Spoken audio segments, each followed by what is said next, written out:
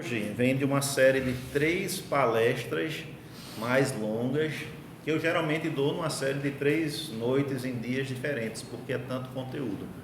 Então eu tive esse desafio de tentar compactar o máximo possível para apenas uma manhã. Vamos ver quanto é que a gente consegue ver nessa manhã.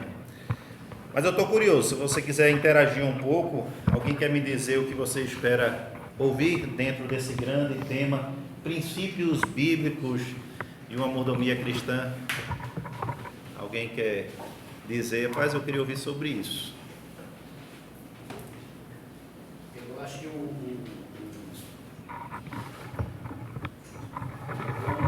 essencial, né, vamos dizer, administrar os seus recursos, sejam muito ou pouco, mas os seus recursos para a organização da sua vida. Não é? Saber, vamos dizer, administrar bem, principalmente quando são poucos recursos. Ele tem muitos desafios, por exemplo, casado, filhos, ou solteiro, como administrar bem esses recursos, porque nós sabemos, né, que quando falta recurso, há tristeza. Não é? Eu acho que é um ponto que... Esse é um dos pontos, certamente, então, que eu vou tocar hoje de manhã. Que depois de princípios básicos, como trabalhar com a sua renda. A sua renda, como trabalhar. Então, esse vai ser um dos pontos e como organizar isso. Então, para mim, vai ser uma satisfação muito grande, né, se cada um de vocês aprender pelo menos algum fato, uma lição ou um texto bíblico que você vai, então, colocar em prática e, assim, vai lhe ajudar a melhor administrar as suas finanças para a glória de Deus.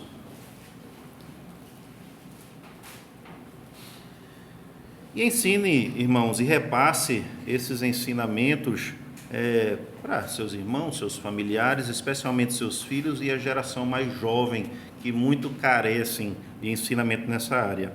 E os ensinamentos e princípios que eu quero repassar hoje não são nada complexos, nem de muito estudo.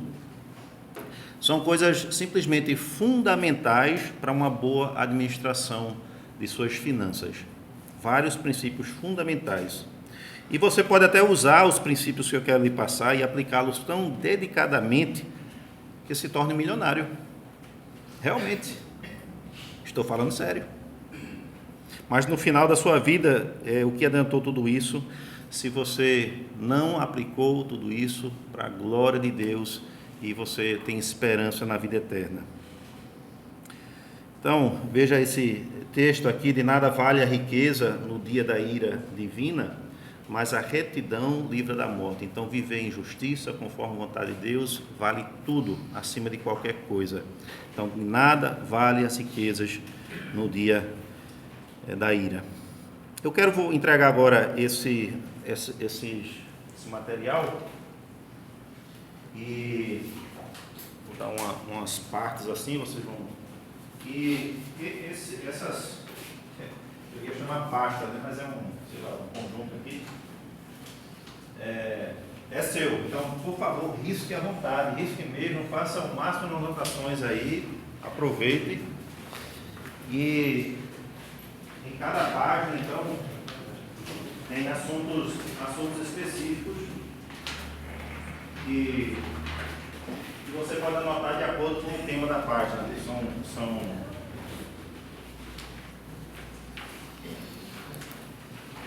Ontem fiquei feliz em ver a quantidade de pessoas que vieram, né? Foi um dia especial, com pelo menos 10 pessoas a mais, mas ainda estou feliz em ver a quantidade de pessoas que estão aqui hoje. Mas a Clara me orientou bem a fazer pelo menos 45 cópias, então eu espero que dê. Ainda tenho mais aqui, mas eu acho que vai dar. Se faltar aí... Está faltando aí?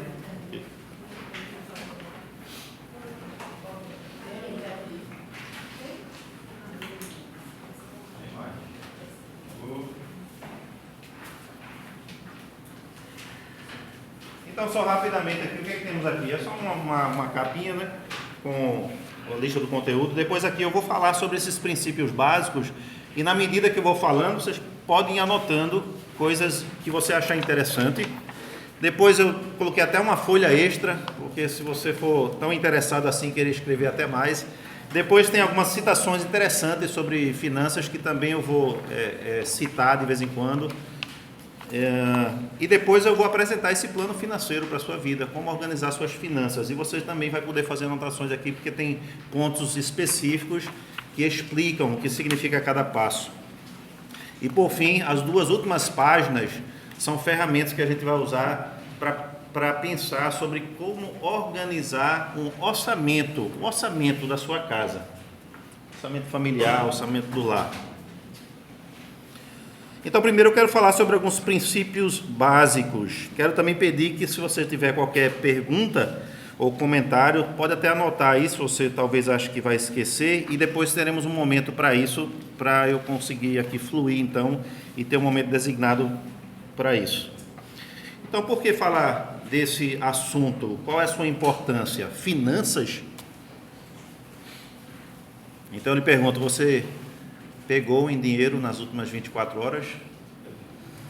Você tem dinheiro no seu bolso, na sua carteira, nesse exato momento? Você espera receber dinheiro, recurso, na sua conta nos próximos 30 dias? Bom, então, quem está nos ensinando sobre como usar esse dinheiro? Alguém te ensinou muito bem em casa, quando você estava crescendo, seus pais? Ou na escola teve alguma aula sobre finanças, como gastar R$10, R$1.000, como poupar? Na faculdade você teve tal aula assim? Na igreja? Ou no mundo? Ou será que você está sendo bombardeado com aquelas propagandas na rádio, na televisão, tudo sobre como consumir e como você deve gastar o seu dinheiro? Enfim, onde estamos aprendendo sobre finanças? Ou você está fazendo do jeito que você e seus instintos lhe levaram a gastar para ver se dá certo no final do mês? Fica tão logo evidente que é um assunto e uma área da vida que é realmente há pouca instrução, tendo em vista o tamanho da importância dessa área de nossas vidas, finanças. Mas lembre, tudo que nós temos vem de Deus, nós somos apenas mordomos, até dos R$5, R$2 que tem na sua carteira. Veja que a palavra de Deus fala mais sobre isso. Do Senhor é a terra e a sua plenitude, o mundo e aqueles que nele habitam, porque ele afundou sobre os mares e afirmou sobre os rios. Do Senhor é tudo que está no mundo, e sua plenitude pertence a Deus. Somos mordomos. E aí em Provérbios 3, 9 a 10 diz: honra ao Senhor com os teus bens e com a primeira parte de todos os teus ganhos, e se encherão os teus celeiros e transbordarão de vinho os teus lagares. Eu quero deixar claro então que eu não fiz nenhuma faculdade na área de finanças, de contabilidade, alguma coisa desse tipo, ou economia. Não tenho tal diploma, não tenho nem doutorado, nem mestrado, mas os princípios e ensinamentos mais importantes se encontram na própria palavra de Deus. É que nós não nos atentamos ao que realmente está ali para a gente aprender. Isso é verdade também porque quando se trata de finanças pessoais de um cristão, não estamos falando primeiramente de como criar riquezas, assim como o mundo diria, ser bem-sucedido, fazer curso de finanças para ganhar à frente. Não é isso. O mais importante é glorificar a Deus. Então lembre do versículo: honra ao Senhor com os teus bens e com a primeira parte de todos os teus ganhos. Então, na Bíblia, as perfeitas sagradas escrituras de nosso Deus contêm muito mais ensinamento sobre finanças do que a gente imagina. Vocês vão ser agora então bombardeados por muitos desses versículos nessa próxima hora. Também não quero dar a entender que eu sei tudo sobre finanças e que fazem décadas que eu tenho planejado de tal forma onde todas as minhas decisões foram sempre muito bem sucedidas. Não é isso. Realmente eu próprio já errei muito. Muito dinheiro já passou pelas minhas mãos nas últimas décadas e eu já tive até dívidas de me angustiar e até achar que eu nunca ia me livrar delas. Talvez você se sente assim hoje. E eu já fiz investimentos que não deram nada certo, já perdi muito dinheiro, mas também já fiz investimentos que deram muito certo. Eu também já sentei na mesa com pessoas realmente financeiramente pobres, para comer uma farofa com um bife do olhão, ovo frito, e já sentei na mesa de milionários em casas enormes. E todas essas coisas foram boas experiências, aprendizado na vida. Então Deus teve um bom motivo para todas essas situações que eu já passei, inclusive com todos os meus erros, de quais eu mesmo sou culpado desses erros. Em Romanos 8, 28, bem conhecido, sabemos que Deus age em todas as coisas para o bem daqueles que o amam, dos que foram chamados de acordo com o seu propósito. Tudo coopera, tudo na vida para o seu bem. Então tem um motivo também, porque você passou por tudo que você já passou na sua vida. E tem um motivo porque você se encontra hoje na situação em que você está hoje, seja ela qual for, quer seja boa, quer seja angustiante, frustrante dentro das suas finanças. E tem um motivo também porque você está aqui hoje para ouvir algumas coisas sobre organização de finanças. Então eu quero novamente lhe aconselhar a prestar bem atenção e tentar aprender o máximo possível para realmente colocar em prática os ensinamentos que serão apresentados. A própria Bíblia diz: o conselho da sabedoria é: procure obter a sabedoria, use de tudo que você possui para adquirir o entendimento.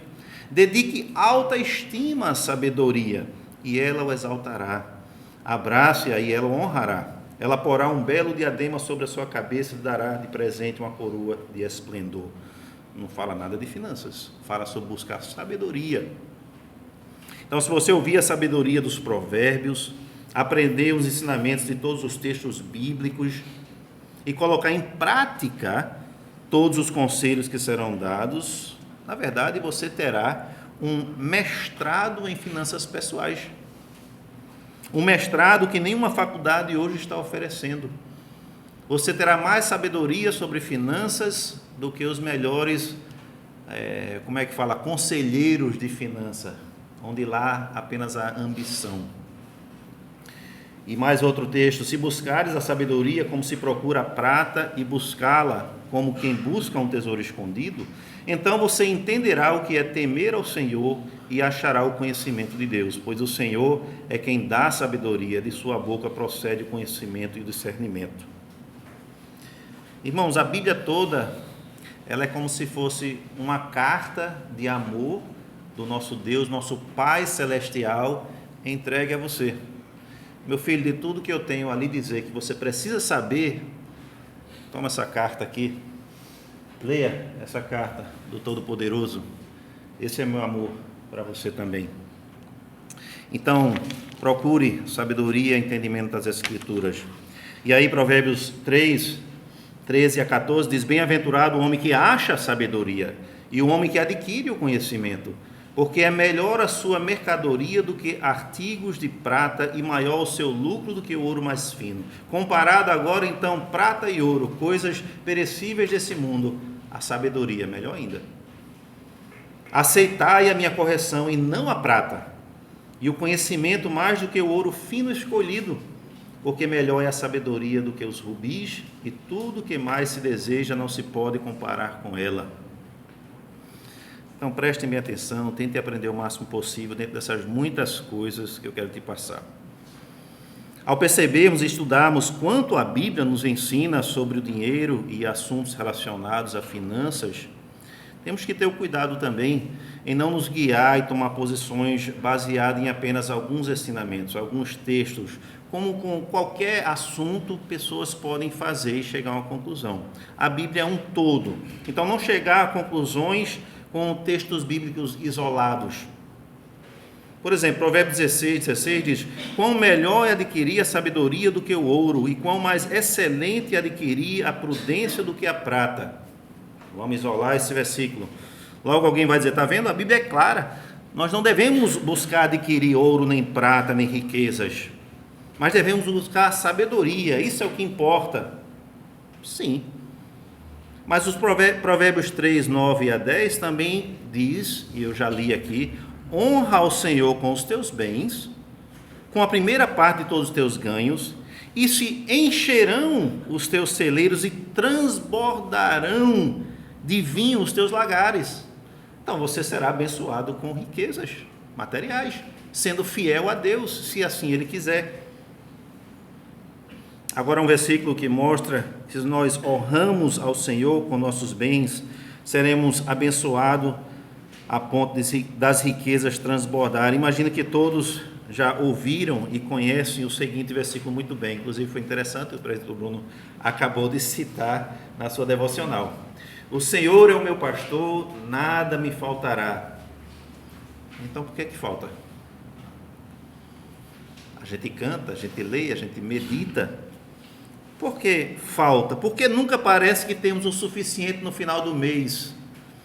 Será que realmente entendemos esse versículo? Ou será que o salmista não imaginava a realidade do Brasil, que era muito diferente daquela época, a realidade de hoje? Ou será que é você que está faltando de algum entendimento sobre o que quer dizer esse dinheiro e sobre como administrar finanças e o que é mais importante?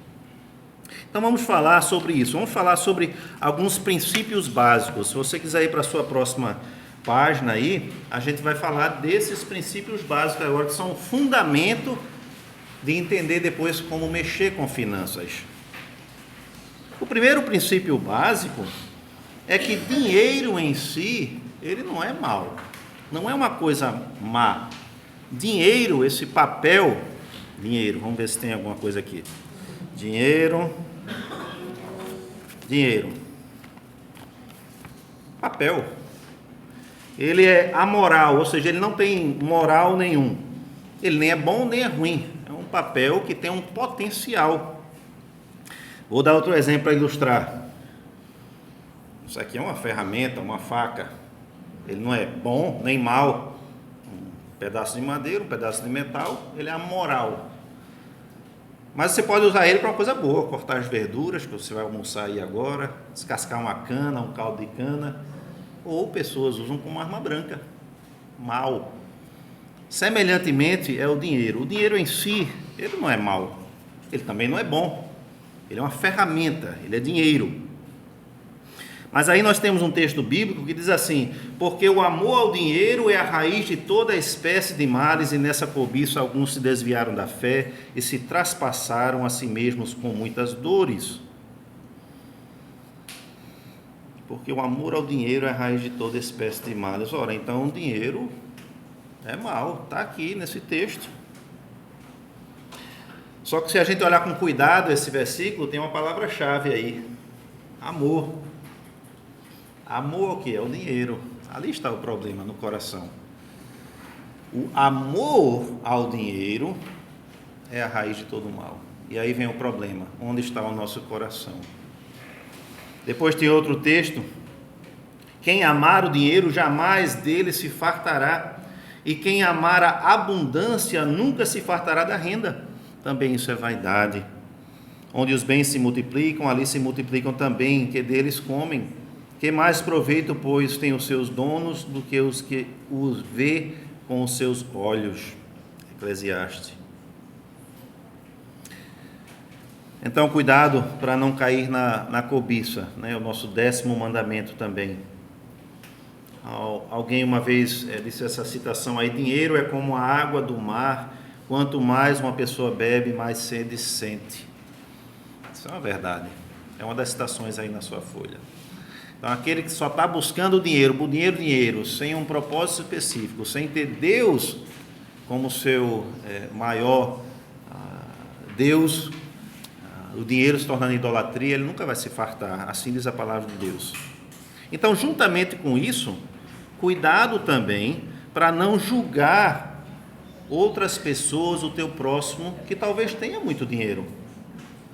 Cuidado para não julgar a riqueza do teu próximo. A tendência de muitos é logo julgar os ricos como pessoas más, ou que talvez adquiriram aquilo ali de forma ilícita, ou são egoístas, materialistas. Olha ali o rico.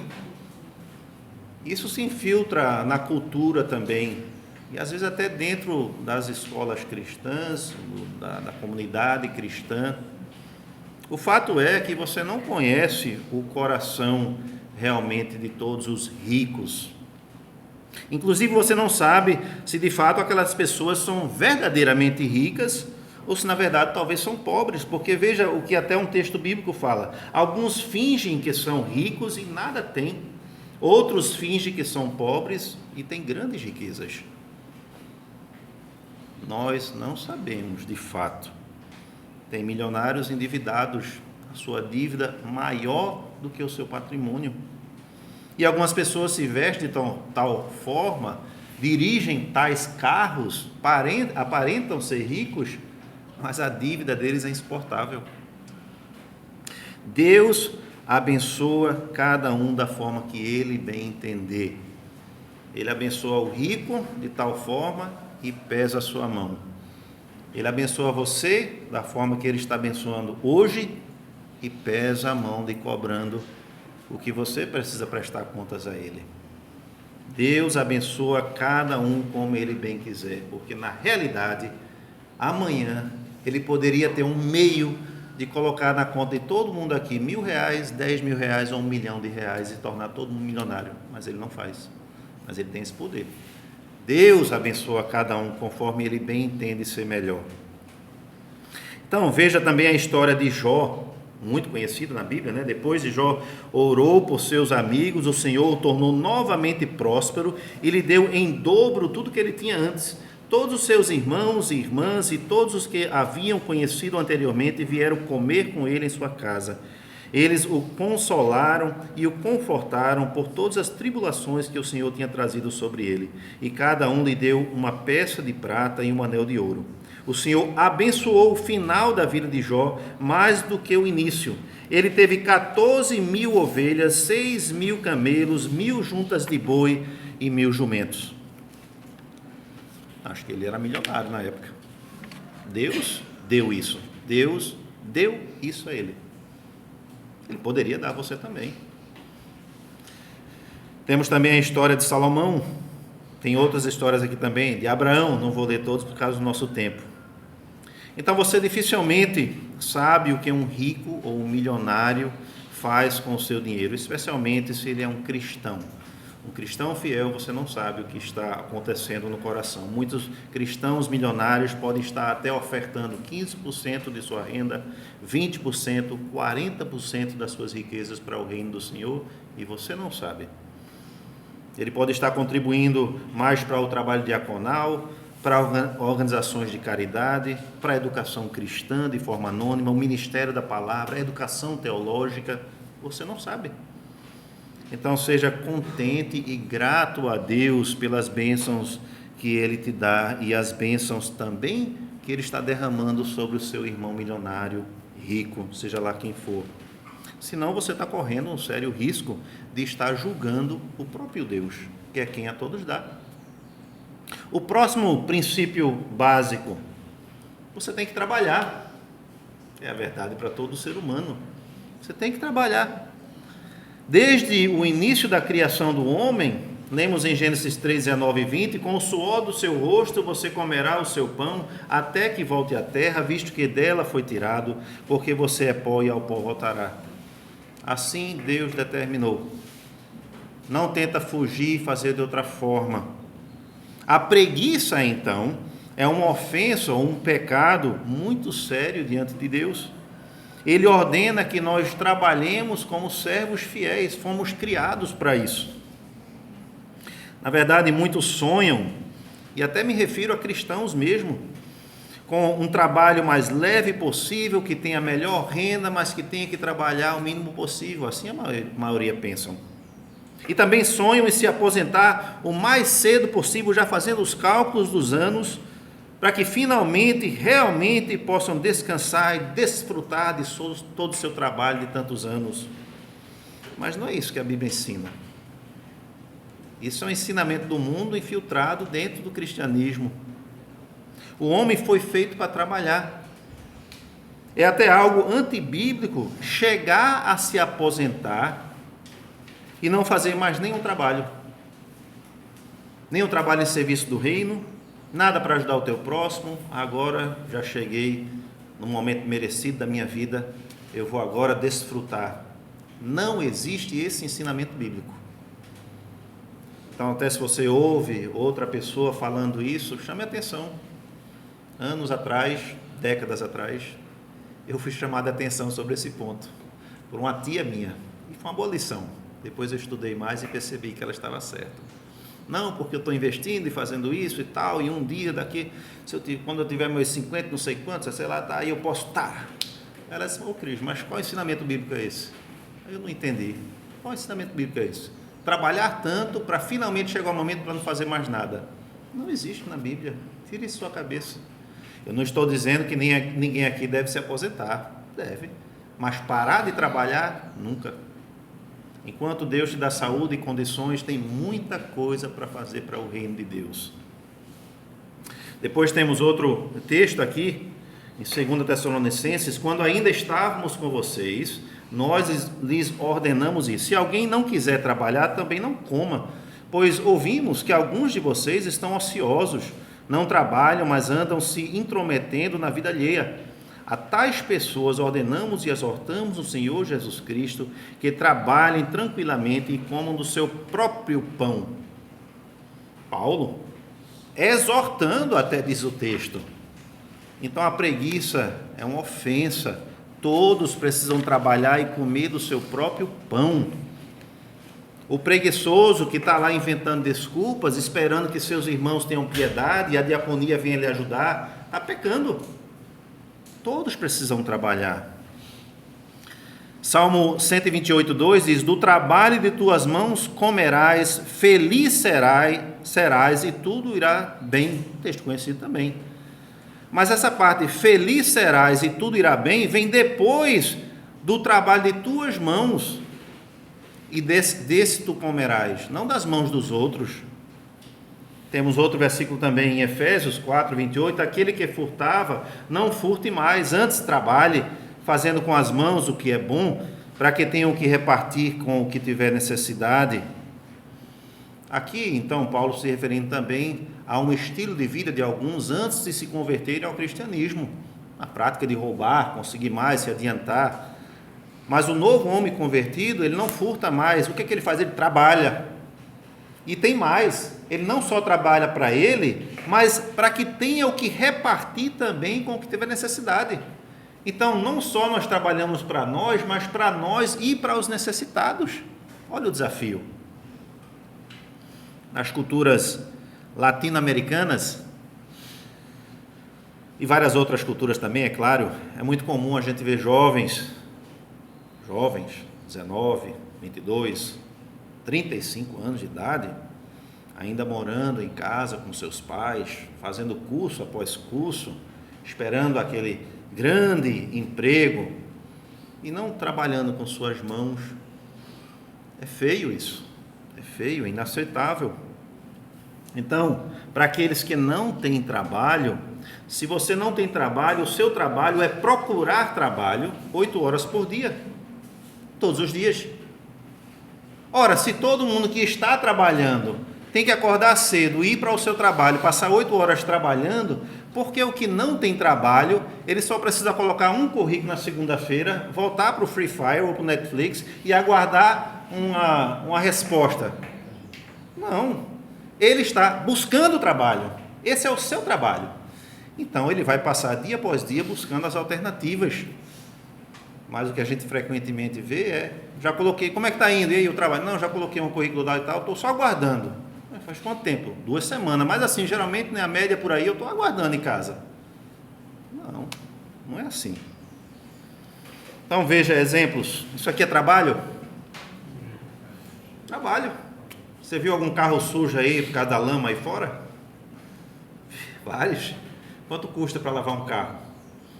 Quem quer dizer aí? 30 reais, não é?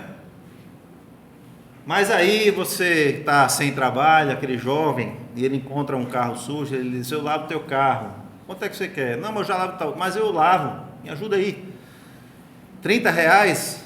Talvez não. Talvez ele já tenha uma lealdade lá, o rapaz que faz Lava Jato, mas você vai dizer, eu lavo por 20.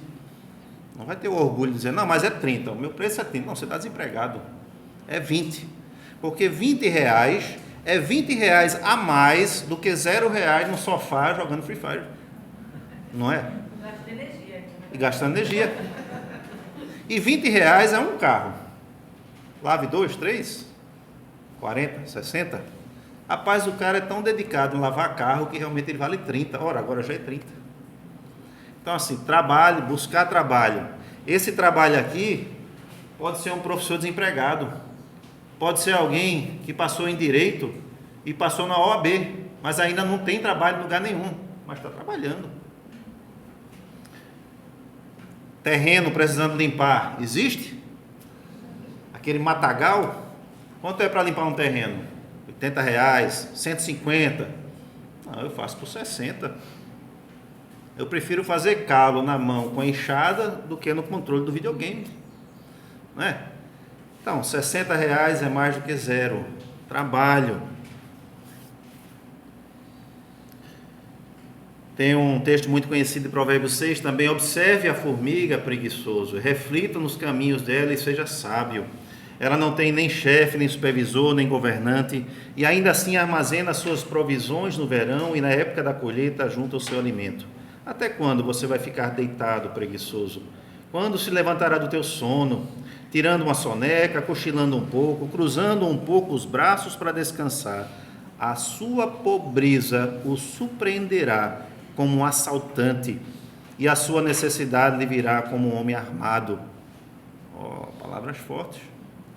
Oh, preguiçoso, tu não sabe que um dia tu vai se assustar e não entender porque todo mundo está indo bem e você está passando fome.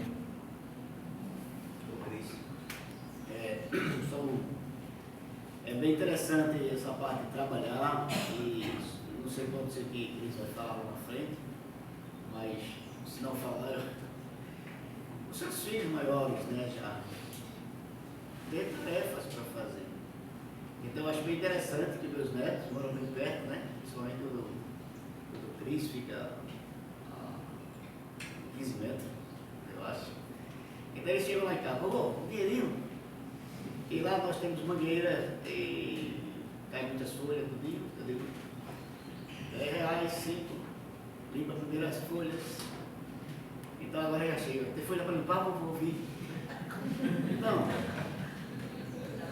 em casa façam isso. Ajuda. Daqui a pouco os meninos estão subindo no pé de mangueira e fazendo assim nas galhas.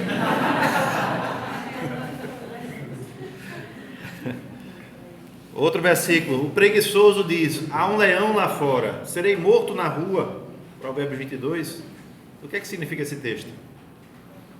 Naquela época, eu vou traduzir para o dia de hoje, há um leão lá fora, serei morto na rua, era a desculpa do preguiçoso. Enquanto todos no vilarejo, na cidade, saíam para trabalhar, o preguiçoso dizia que tem um leão lá, que ele tem que ficar em casa, protegido, não é? Mas hoje em dia é o quê? Rapaz, aquele emprego lá, tem que pegar 3 ônibus. Rapaz, eu não fui porque aquele dia estava chovendo, aí não deu. Não, eu não fui para a entrevista porque ainda não consegui comprar um sapato novo. Sempre é uma desculpa. Sempre é uma desculpa. Sempre. Há um leão lá fora. Você comido. Rapaz, pegar aquele ônibus aquele ônibus ali, onde todo mundo fica assim, prensado. Eu não. Oxe, todo mundo não está lá, naquele ônibus. Entendeu? Então, são desculpas. Isso significa também, para aqueles que são estudantes, ser fiel no estudo. Naquele momento da vida do estudante, o seu chamado é estudar. Para aquelas que são donas de casa, ser fiel no trabalho do lar. Seu chamado na vida, para a glória de Deus, é ser fiel no lar. Ou até para aposentados, como eu já falei, tem trabalho a ser feito. Você pode ser um aposentado preguiçoso, infiel a Deus, porque ninguém foi chamado a ser ocioso. Ninguém. Depois tem outro versículo interessante, Provérbios 26, 14. Como a porta gira em suas dobradiças, assim o preguiçoso se revira em sua cama. Já parou para realmente tentar imaginar o que significa isso? A porta ali na dobradiça. Eu nunca vejo essa porta ali embaixo ajudando em outra coisa, ou servindo de prateleira, ou fazendo... Ela fica ali. Ela só faz isso. O preguiçoso na cama, ele faz isso aqui... esse lado já está doendo, agora pro lado de cá. Olha, palavra de Deus. falando sobre preguiçoso. Fica para lá e para cá na cama, não sai do canto, ou no sofá, né? Provérbios 10, 4 a 5, as mãos preguiçosas empobrecem o homem, porém as mãos diligentes lhe trazem riqueza. Aquele que faz a colheita no verão é filho sensato, mas aquele que dorme durante a ceifa é filho que causa vergonha. Em momentos oportunos, em momento onde realmente pode trabalhar, o preguiçoso ele está se divertindo, mas o dedicado ele trabalha sempre. O preguiçoso deseja e nada consegue, mas os desejos do diligente são amplamente satisfeitos. O caminho do preguiçoso é cheio de espinhos, mas o caminho do justo é uma estrada plana. Esse primeiro versículo. O preguiçoso deseja e nada consegue. Porque o preguiçoso, ele fica só sonhando. Não, mês que vem, quando eu conseguir aquele trabalho, aí ele fica sonhando. Aí não conseguiu, não. Agora que aquela outra oportunidade, eu vou falar com fulano. Aí fica lá e para cá no sofá, né? Nada tem, não consegue nada. E o outro, o caminho do preguiçoso é cheio de espinhos, porque tudo é difícil para ele, tudo é complicado. É igual o leão na rua, né? Tudo é, mas o do trabalhador, do justo, ele não está nem aí para os espinhos, para a chuva na rua, para onde ele pega aqui, ó, reto. Ele tem um plano, um foco. Lá vai ele, diligentemente, na sua meta. Então, se você não é fiel no trabalho que Deus te deu, não reclame da vida e não espere que Deus te abençoe. Todo mundo aqui está empregado, acredito. Essa é a bênção que Deus te deu hoje. Não reclame do seu trabalho nem de sua renda, porque Deus é quem está te dando isso hoje. Se você quer alguma mudança, você ora a Deus, planeje e busque passos para mudar o que você quer ver de mudança. Mas não reclame, isso é uma ofensa a Deus. Esse ditado aqui é interessante, importante. A sua renda é a ferramenta mais importante que você tem para organizar suas finanças. Essa está escrita também na sua folha, aí não tem as citações. Então, essa frase aí, ela requer um pouco de meditação para entender bem e depois a gente vai trabalhando com ela. Se você está empregado, se você tem uma renda, aquele valor, aquele número é a ferramenta mais importante que você tem agora para organizar suas finanças. Você vai trabalhar com aquele número e tem muito que pode fazer com aquele número específico que você conhece. Próximo princípio básico, você tem que se educar e ter um plano de ação.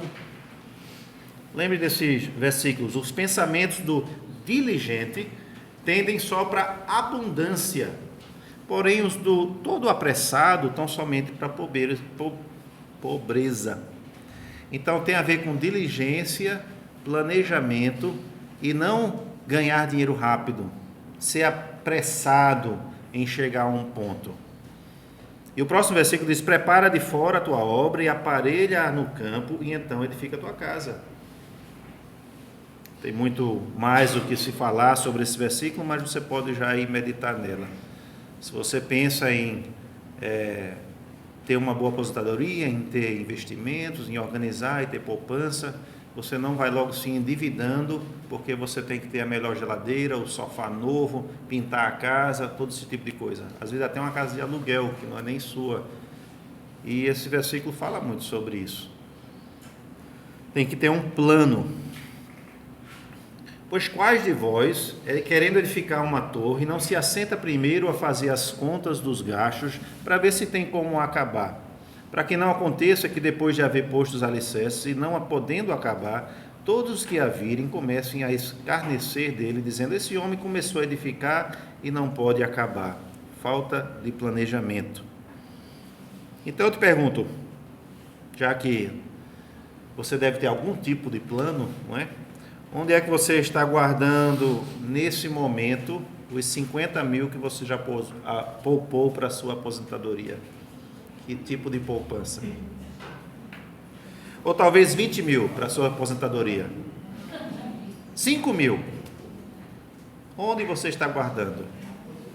Ou você está apenas contando com a aposentadoria do INSS, do governo, que você espera ganhar? Ou talvez que seus filhos um dia tomarem que eles cuidem de mim? E se você tiver uma emergência hoje, financeira? e você precisar de R$1.000, onde vai conseguir? Já planejou para isso? Já está guardado R$1.000? Você já sabe exatamente quantos reais vão sobrar no final desse mês, depois de você pagar todas as suas contas? Como está organizado as suas finanças de tal forma que você sabe quanto vai sobrar esse mês? E se você recebesse hoje R$1.000, de repente, inesperadamente, você já sabe exatamente como usar ele dentro do seu plano financeiro? Ah, eu tenho todo um plano, R$1.000 vai diretamente aqui dentro do meu plano. De acordo com o site, vocês podem ir lá nesse site depois, que tem coisas bem interessantes, chama InfoMoney. Eles dizem que brasileiros não sabem lidar com o próprio dinheiro. Pesquisa mostra que 85% da população faz compras sem planejamento e 74% não possui qualquer investimento fixo. Em geral é isso mesmo. Em geral é isso mesmo. Moramos numa cultura que, de forma geral, é completamente ignorante sobre dinheiro, como funciona e o seu potencial. Simplesmente pega dinheiro e gasta, pega dinheiro e gasta. E assim vai mês após mês. Agora, ignorância não é não ter inteligência, é não ter conhecimento sobre algum assunto. Não é que seres humanos ou brasileiros são estúpidos, de forma alguma. É porque não adquiriu um conhecimento básico e necessário para uma boa administração de finanças.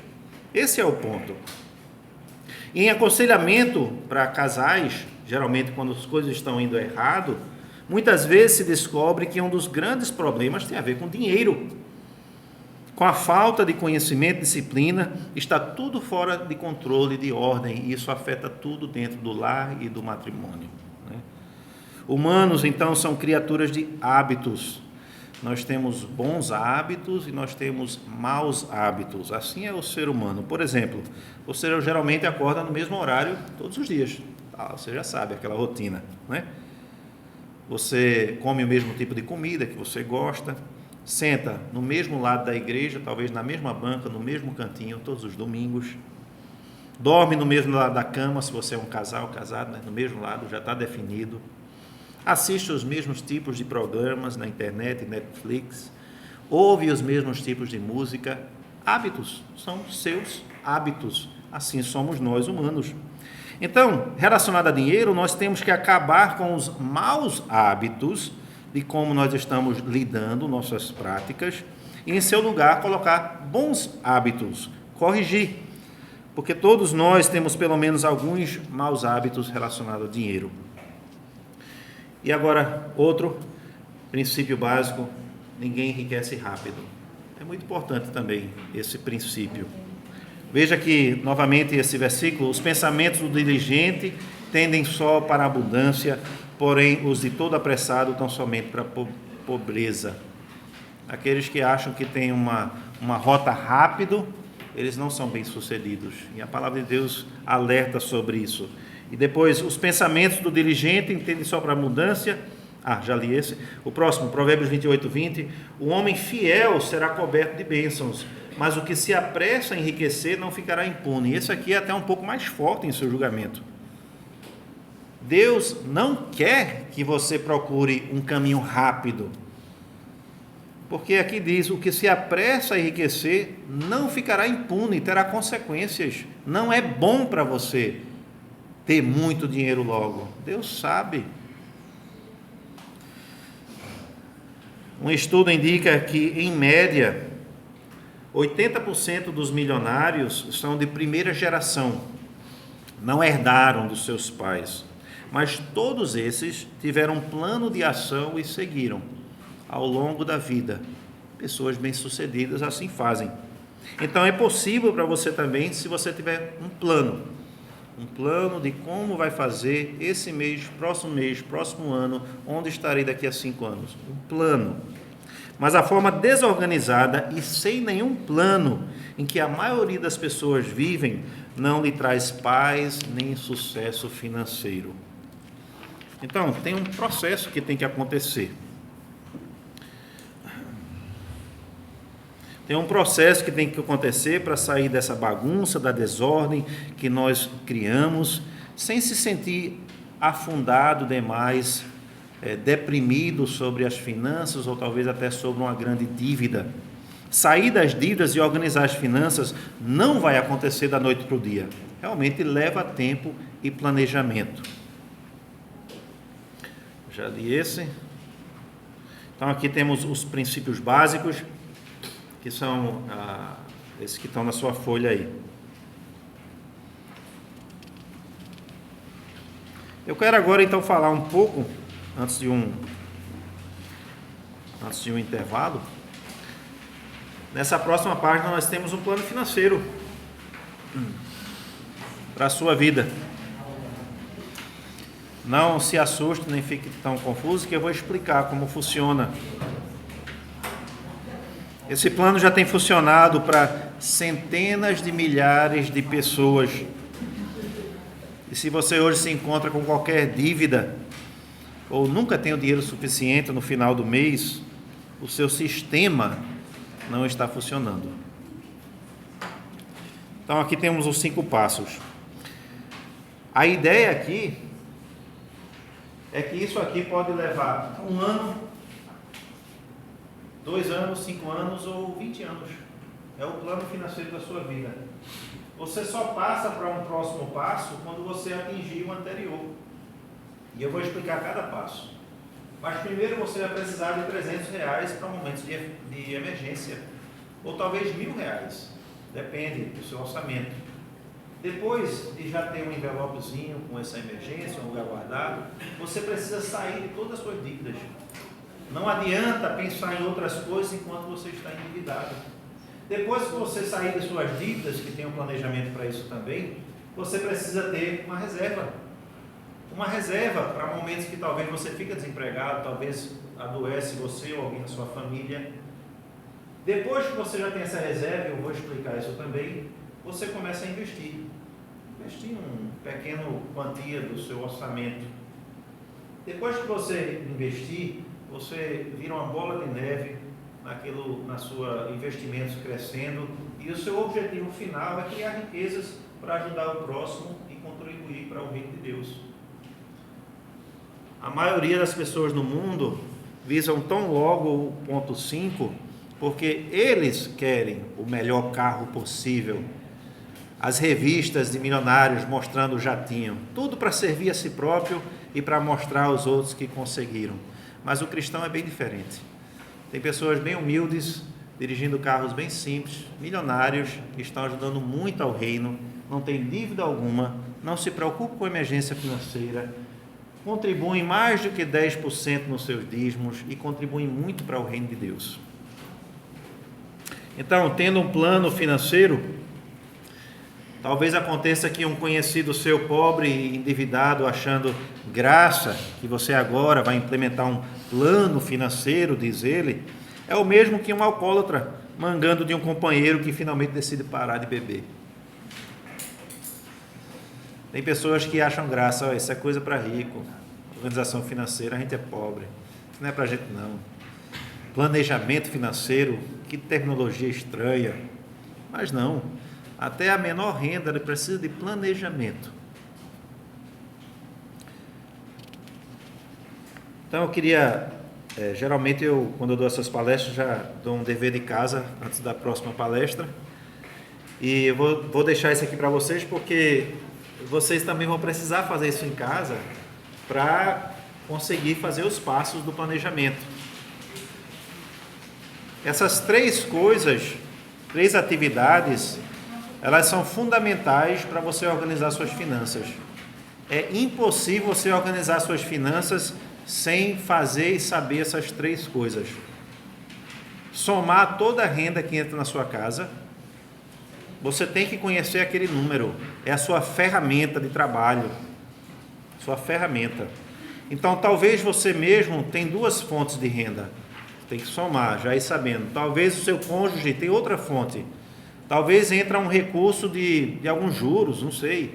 Talvez entre algum recurso que é um bônus que vem uma vez por ano. Seja lá o que for, é a sua renda, a sua ferramenta.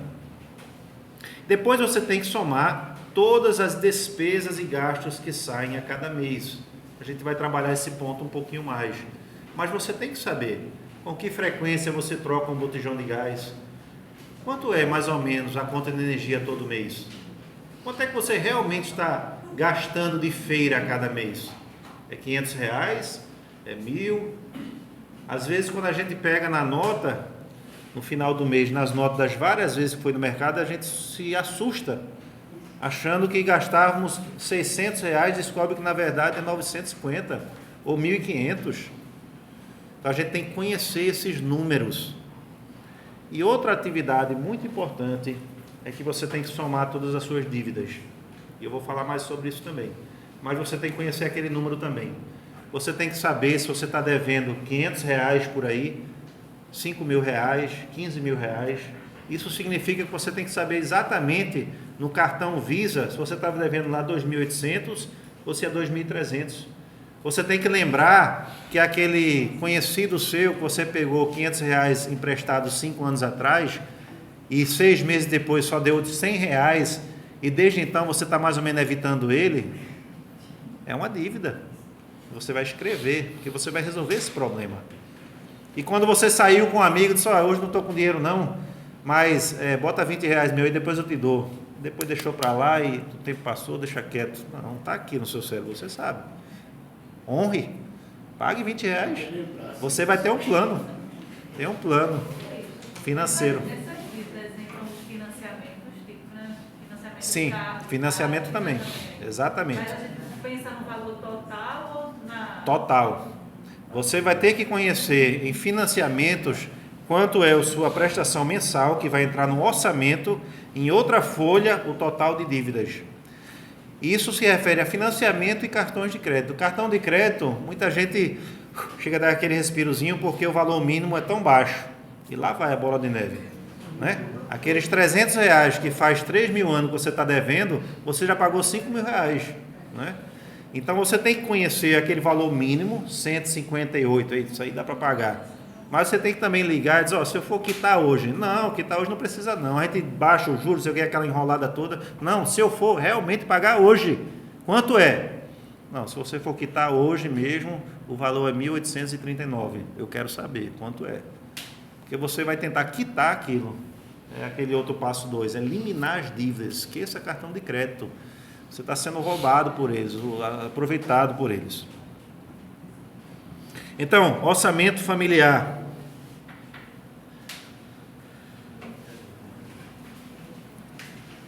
O orçamento escrito é o melhor e mais importante primeiro passo para organizar suas finanças. Sem colocar no papel e saber quanto entra e quanto sai, você não tem como organizar suas finanças. Ninguém é tão inteligente que consegue fazer tudo isso na sua cabeça. É um bom exercício escrever e conhecer os números. Já estou indo para um intervalo daqui a um segundo, mas só essa última coisa então. Não vamos poder fazer agora, mas falar um pouco sobre o exercício de como fazer um orçamento do lar. A primeira coisa é que você tem que saber onde geralmente você gasta durante o mês, né? Então, para isso serve essa folha aqui. É a penúltima folha.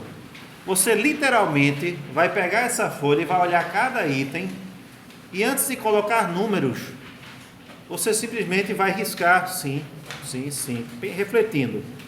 Eu oferto na igreja? Sim. Feira do mês? Sim. Feira da semana, às vezes vou na padaria, na vendinha, na mercearia? Sim. Almoço na rua? Tem vezes que eu... Não, mas eu realmente não queria almoçar. Mas almoça? Sim. Tá. Conta de energia? Sim. Aí você, assim vai.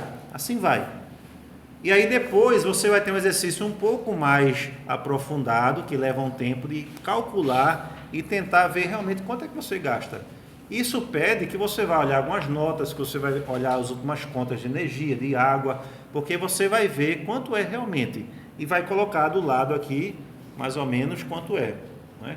Porque depois você vai pegar os itens que realmente fazem parte do seu orçamento e vai inserir na próxima folha. Esses são os itens que realmente no seu orçamento você gasta. Tem coisas aqui que você não gasta, né? Você é um solteirão, você não vai no salão de beleza, né? Aí você é uma mulher, geralmente, talvez não sai com seus amigos para tomar uma cerveja, não sei. Cada um tem, né? Então você vai escolher os itens que vão encaixar aqui. Depois você vai transferir para aqui o que você acha atualmente que é os seus gastos mensais. Tem várias colunas aqui, porque você não vai acertar da primeira vez. Você não vai acertar, eu lhe garanto, você não vai acertar. Se quiser até, você já aproveita e já faz xerox isso aqui, ou pega outra folha de caderno com linhas, porque isso aqui é uma coisa que vai levar tempo para você acertar. Mas é necessário, a primeira vez, fazer e errar mesmo, errar. Porque você vai ajustando, você vai perceber que gastava mais numa coisa do que você imaginava, e no final das contas, você vai somar tudo e dar um total. Claro, vai dar um total, quanto você gasta.